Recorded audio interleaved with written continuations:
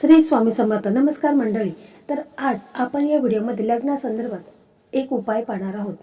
तर बघा, 1 मार्चला म्हणजे रवी पुष्य नक्षत्र आलेलं आहे आणि त्यामध्ये प्रदोष व्रत देखील आलेलं आहे. तर असा हा शुभ संयोग जुळून आलेला आहे आणि अशा या शुभ संयोगमध्ये आपण जर काही उपाय केले तर ते जास्त फलदायक ठरत असतात. म्हणून आपण या दिवशी हा उपाय पाहणार आहोत. कारण की अशा ज्या काही तिथी असतात त्या तिथीनं जर आपण असे काही उपाय केले तर ते जास्त लाभदायक ठरत असतात. तर रवी पुष्य नक्षत्र आणि त्यामध्ये प्रदोष व्रत आलेलं आहे. तर यामध्ये जर आपण काही उपाय केले तर ते जास्त फलदायी ठरतात. तर मंडळी, आपण पाहतो की आपल्या मुलांचं लग्न हे लवकर ठरत नाही. आपण खूप प्रयत्न करतो तरी देखील मुलांचं लग्न ठरत नाही. मुलांच्या कुंडलीमध्ये जे काही दोष असतात त्यामुळे मुलांचं लग्न ठरत नाही. तसं पाहायला गेलं तर आजकाल मुले भरपूर शिकत असतात, चांगले शिक्षण घेत असतात, दिसायला चांगले असतात. मुली देखील दिसायला छान असतात, शिक्षण चांगलं घेत असतात, जॉब करत असतात, परंतु त्यांचं लग्न ठरत नाही.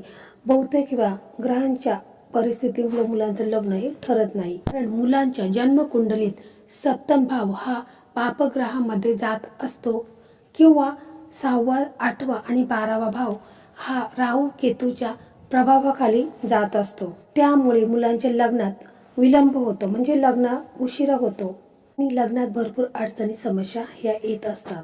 कारण मुलांच्या कुंडलीमध्ये हे जे ग्रह आहेत तर ते मजबूत होणं फार महत्त्वाचं असतं. आणि आपण आज जो उपाय पाहणार आहोत यामुळे मुलांच्या कुंडलीतील ग्रह आहेत तर ते मजबूत होतील आणि मुलांचं लग्न हे लवकरात लवकर ठरेल. खूप असा प्रभावी आणि चमत्कारी उपाय आपण आजच्या ह्या व्हिडिओमध्ये पाहणार आहोत. त्यापूर्वी चॅनलवरती नवीन असाल तर चॅनलला सबस्क्राईब करा. व्हिडिओ पाहत असताना व्हिडिओला लाईक करा. त्याचप्रमाणे श्री स्वामी समर्थ अशी कमेंट करा. त्याचप्रमाणे मंडळी, आपल्या चॅनलवरती लग्नासंदर्भात भरपूर असे व्हिडिओ आहेत. तुम्ही चॅनलच्या प्लेलिस्टमध्ये जायचं आहे आणि तिथे लग्नासंदर्भात भरपूर व्हिडिओ आहेत ज्यामध्ये बऱ्याच मुलींची लग्न देखील ठरलेले आहेत. कारण मी जे हे उपाय सांगत आहे तर ते ज्योतिषांनी सांगितलेले महा उपाय आहेत. हे उपाय केलेले तुमच्या मुलांचं लग्न हे लवकरात लवकर ठरेल. तर मंडळी, 1 मार्चला रवी पुष्य योग आणि प्रदोष व्रत हे शुभ योग निर्माण झालेले आहेत आणि या शुभ योगात आपण जर काही उपाय केले तर ते जास्त फलदायी ठरतील. तर आपण या उपायासाठी काय काय साहित्य लागणार आहे ते देखील आपण थोडक्यात पाहूया. या उपायासाठी आपल्याला एक तांब्या लागणार आहे. म्हणजे तांब्या आपल्याला नवीन लागणार आहे. घरामध्ये असतो तो जुना तांब्या घ्यायचा नाही. जर नवीन तांब्या घरात असेल तर तो घ्या, नाही तर तुम्ही बाजारातून नवीन तांब्या घेऊन यायचा आहे. म्हणजे तांब्या लागणार आहे. त्याचप्रमाणे एक हळद कुडी लागणार आहे आणि एक लाल स्केच पेन. त्याचप्रमाणे थोडेसे गहू लागणार आहेत आणि लाल कपडा लागणार आहे. म्हणजे रुमाल जर लाल कलरचा असेल तरी देखील चालेल. आणि एक कलावा जो हाताला आपण बांधतो, तो मौली धागा, तो देखील आपल्याला लागणार आहे. तर हे सर्व साहित्य तुम्ही 1 दिवस अगोदरच आणून ठेवायचं आहे.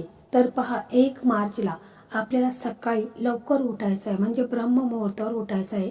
आंघोळ वगैरे करून घ्यायची आहे. आंघोळीच्या पाण्यात चिमूटभर हळद टाकायची आहे. आंघोळ करायची आहे आणि या दिवशी आपण पिवळे कपडे हे परिधान करायचे आहेत. आणि मग आपल्या देवघरामध्ये आपण एक तुपाचा दिवा लावायचा आहे, अगरबत्ती लावायची आहे आणि आपले जे इष्टदेव आहेत त्यांना प्रार्थना करायची आहे. आणि मग हळदीचा टिळा आपल्या कपाळी लावायचा आहे. त्याच्यानंतर 1 लोटा जल घ्यायचा आहे. म्हणजे तांब्याचाच लोटा घ्यायचा आहे. त्याच्यामध्ये पाणी घ्यायचं आहे, शुद्ध ताजं पाणी घ्यायचं आहे. आणि मग त्या पाण्यामध्ये आपल्याला थोडंसं गंगाजल टाकायचं आहे आणि 2 लाल फुलं असतात तर ते लाल फुलं टाकायचे आहेत. जर तुमच्याकडे लाल फुलं नसतील तर मग तुम्ही थोडंसं कुंकू टाकलं तरी देखील चालेल. आणि मग हा तांब्याचा जो लोटा आहे तो मुलांनी आपल्या हातात घ्यायचा आहे आणि सूर्यदेवांना अर्घ्य द्यायचा आहे.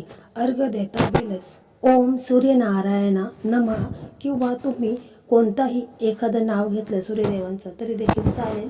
आणि मग तुम्ही तुमच्या लग्नासंदर्भात जे काही अडचणी आहेत तर ते बोलायचं आहे की माझ्या लग्नात जे काही विघ्न येत आहे, माझं लग्न हे लवकरात लवकर होऊ द्या. अशा प्रकारे तुम्हाला जी तुमची मनोकामना, इच्छा आहे ती तुम्हाला सूर्यदेवांना बोलायचं आहे आणि सूर्यदेवांना अर्घ्य द्यायचा आहे. समजा जर मुले घरात नसेल तर आई वडील हा उपाय करत असताना आई वडिलांनी सूर्यदेवांना अर्घ्य देता वेळेस आपल्या मुलांचं नाव सांगायचं आहे, गोत्र सांगायचं आहे आणि लग्नासंदर्भात ज्या समस्या आहेत त्या बोलायच्या आहेत. आणि असं म्हणायचं आहे की माझ्या मुलांचं लग्न हे लवकरात लवकर ठरून जाऊ दे. मग सूर्यदेवांना अर्घ्य द्यायचं आहे आणि मग त्याच्यानंतर जो लोटा आपण घेतलेला आहे तांब्याचा नवीन, तर त्याच्यामध्ये आपल्याला गहू भरायचे आहेत. पूर्ण तांब्या भरेल एवढे गहू त्याच्यामध्ये आपल्याला भरून घ्यायचे आहेत आणि एक हळद कुडी आपण त्याच्यामध्ये ठेवायची आहे. परंतु हळद कुडी ठेवता वेळेस आपण जो लाल पेन आणलेला आहे, तर त्या लाल पेनाच्या साहाय्याने हळद कुडीवरती आपल्याला शुभ आणि विवाह असं लिहायचं आहे आणि मग ती हळद कुडी त्या लोट्यामध्ये ठेवायची आहे. त्याच्यानंतर आपल्याला 21 रुपये त्या लोट्यामध्ये ठेवायचे आहेत. हे सगळं ठेवल्यानंतर मग एक लाल रुमाल आपण आणलेला आहे, तर त्या लाल रुमालाच्या साहाय्याने आपण तो तांब्याचा तोंड आहे तर ते पॅक करायचं आहे.